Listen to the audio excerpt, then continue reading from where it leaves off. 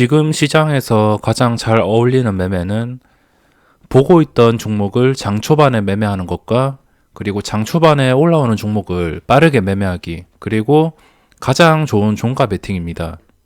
시장이 상승장이면 종가 베팅을 하면 그 다음날 무조건 먹고 갈 확률이 높기 때문에 오전장이나 아니면 종가 베팅 이 두 가지만 매매를 하더라도 요즘 시장에서 꾸준하게 큰 수익을 그리고 안정적인 수익을 노릴 수 있습니다. 하지만 이런 상승장에도 엄청난 함정이 있습니다. 심심하다고 매매를 하다가 크게 후회를 할 수 있습니다. 주식시장에서 나도 모르게 내 돈이 줄줄 새는 거, 그것만 잘 알고 대응을 한다면 불필요한 손실을 줄이면서 계좌가 플러스 되는 것에 큰 도움을 줄 수 있습니다.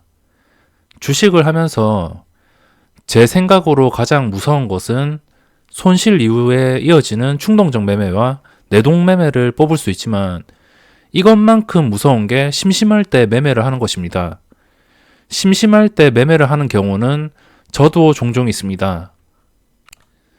오늘 이 라닉스라는 종목에서 제가 250만원의 수익이 났는데 수익이 나고도 계속 올랐습니다. 주식이. 팔았는데도 더 올라가지고 나도 모르게 매매를 해서 50만원을 날려 먹었습니다. 그러면은 250만원 먹고선 그냥 끝낼 것을 50만원을 날렸다는 겁니다. 50만원으로 할 수 있는 게 정말 많은데 작은 돈이 아닙니다. 엄청나게 큰 돈이고 이거를 심심해서 날린 셈입니다. 이런 상황을 많은 분들이 다 겪어보셨을 텐데 쓸데없는 돈을 날리는 게 심심할 때 하는 매매입니다. 충동적으로 하지는 않지만 이미 수익을 낸 상태에서 그냥 원하는 자리가 오기를 기다리면 되는데 다른 종목을 보면서 아니면 이 종목을 보면서 그냥 천천히 여유롭게 시장이 준 만큼 먹고선 매매를 안 하면 그만인데 뭐 이 종목 저 종목 지켜보다가 아 이거 오르거나 아니면 내가 팔았는데 다시 오르구나 이렇게 생각을 해서 뭐 호가창과 차트가 유혹을 합니다. 다시 들어오라고. 뭐 이미 수익을 냈던 손실을 냈던 간에 다시 들어오라고 이런 식으로 호가창과 차트가 유혹을 합니다. 그래서 대부분의 개인 투자자들이 이런 유혹에서 버티지 못하고 매매로 이어지는 경우가 많습니다. 하지만 대부분이 손실입니다. 저는 항상 장이 끝나고 내동매매, 충동적 매매, 그리고 수익이 난 뒤에 심심해서 한 매매 이런 것들을 체크합니다. 얼마나 이런 것들로 돈을 잃었나 이거를 계산하고서 나중에 본다면 분명히 제어하는데 큰 도움을 주기 때문에 무조건 체크를 합니다. 내동매매와 충동적 매매는 뭐 요즘에는 거의 안 하는 편이지만 심심해서 소액으로 잠깐 찔러보는 매매와 그리고 수익이 난 다음에 잠깐 그 매매를 했던 금액보다는 작게 들어가긴 하지만 잠깐 찔러보는 경우도 많습니다. 그래서 손실을 입는 경우가 많고 고점에 제대로 물리는 경우가 많습니다. 만약 재진입 시에 뭐 여기서 팔았다가 다시 오르는 것을 보고선 불안해가지고 다시 조금이라도 넣었다가 뭐 예를 들어서 맨 처음에 매매할 때는 4천만 원씩 넣었다가 그 다음에는 그의 절반인 2천만 원 그렇게 넣더라도 손실이 날 가능성이 높습니다. 그래서 이런 매매들은 무조건 체크를 해주시는 게 좋고 제가 예전에 내동매매로 한 달 동안 잃은 돈은 1,000만 원 정도입니다. 그러니까 한 달에 2천만 원이 수익이 나야 되는데 내동매매로 1,000만 원을 깎아 먹으니까 계좌 수익이 한 달에 1,000만 원만 찍힌 겁니다. 이게 점점 줄어들어 가지고 이제 내동매매로 인한 불필요한 손실이 발생하지 않습니다. 이 내동매매가 좀 중독성이 강하고 사람들이 그거에 대한 손실 금액을 계산을 안 하니까 이게 얼마나 심각한지 모릅니다. 심심해서 내동매매 이런 걸로 빠지는 돈들이 계산해 보면 상당히 많고 그걸 계산해서 실제로 그 돈에 대한 가치를 생각해 본다면 내동매매를 끊을 수밖에 없습니다. 심심해서 하는 매매도 무조건 기록을 해두시는 게 좋습니다. 저는 심심해서 매매로 최근에 3달 동안 금액을 계산해 보면 뭐 날린 돈이 그렇게 적지는 않습니다.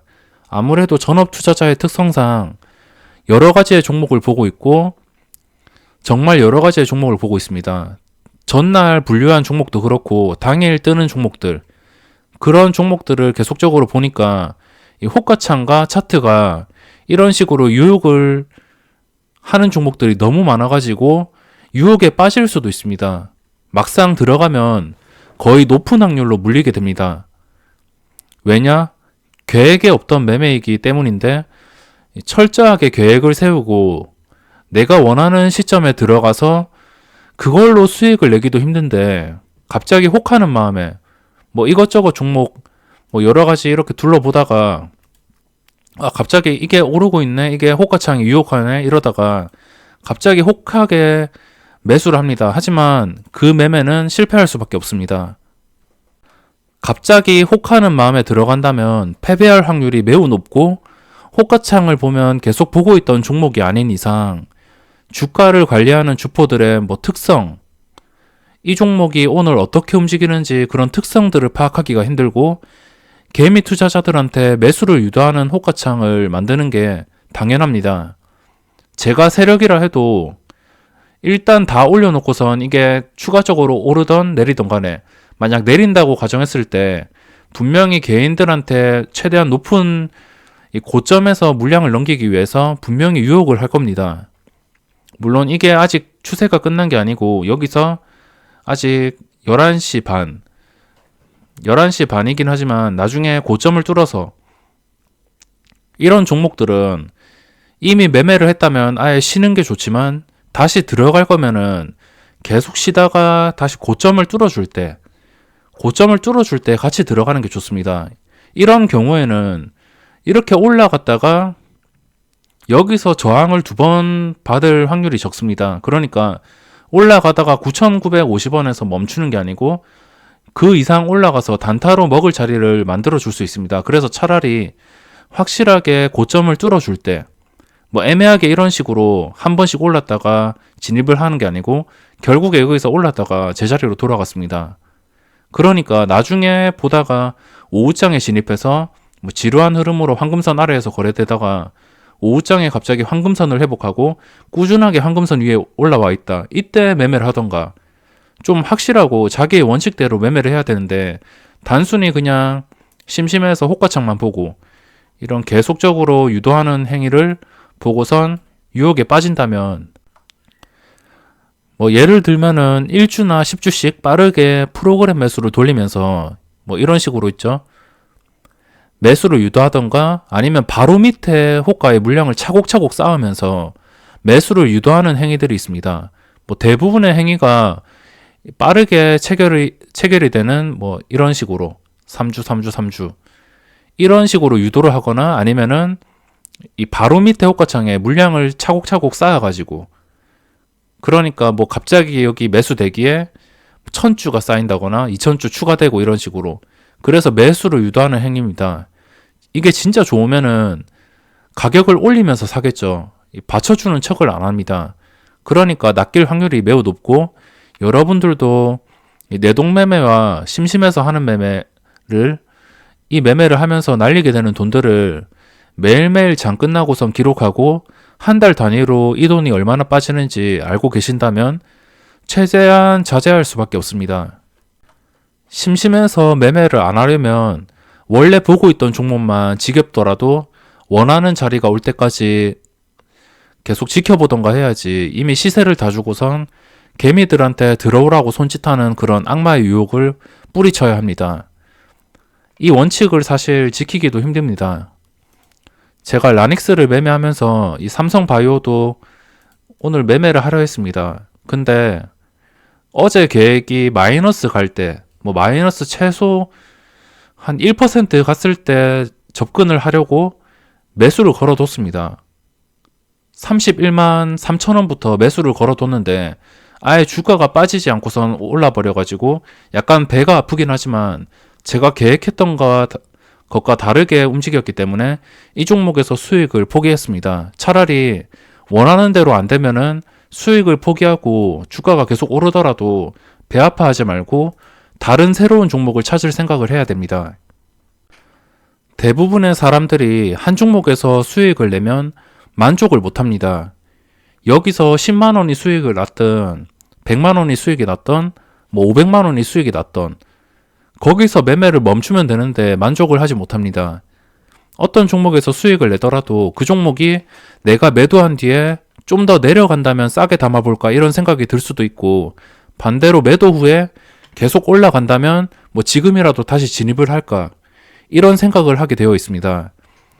자신만의 확실한 진입 자리를 예상해서 들어갔다면 뭐 말릴 수는 없겠지만 웬만하면 시장이 주는 대로 시장에서 자기 그릇만큼 수익을 가져가는 게 가장 좋습니다. 따지고 보면 시장에서 하루 10% 오르는 종목은 수십 개가 있습니다. 이 수십 개 중에 한 개의 종목에서도 수익을 내기가 힘든데 그게 현실인데, 웬만하면은 최대한 시장에서 주는 만큼 만족을 해야 됩니다. 하루에 10,000원이 수익이 나든 아니면 10만 원이 수익이 나든 수익이 나면은 일단 만족을 해야 됩니다. 그 수익이 손실로 변하는 것은 순식간이기 때문에 무조건 만족하는 습관을 가져야 되고, 이런 악습관을 뿌리치기 위해서는 취미 생활을 만드는 것도 하나의 방법이라 할 수 있습니다. 오전장에 수익을 내고 그 뒤로 계획했던 종목이 내 흐름과 맞지 않다면, 뭐 나중에 오후장에 거래량이 몰리는 종목이나 아니면 황금선을 회복해서 거래가 되는 종목들, 아니면 뭐 종가 베팅, 이런 시장에서는 종가 베팅이 제일 확실합니다. 종가 베팅, 이런 매매를 여유롭게 노리는 게 좋으며, 뭐 직장인 또한 장 초반이 지나서 무리하게 직장인들이 장중에 단타를 칠 수도 있겠지만, 저도 직장 다닐 때 장중에 화장실 가가지고 단타를 친 적도 많습니다.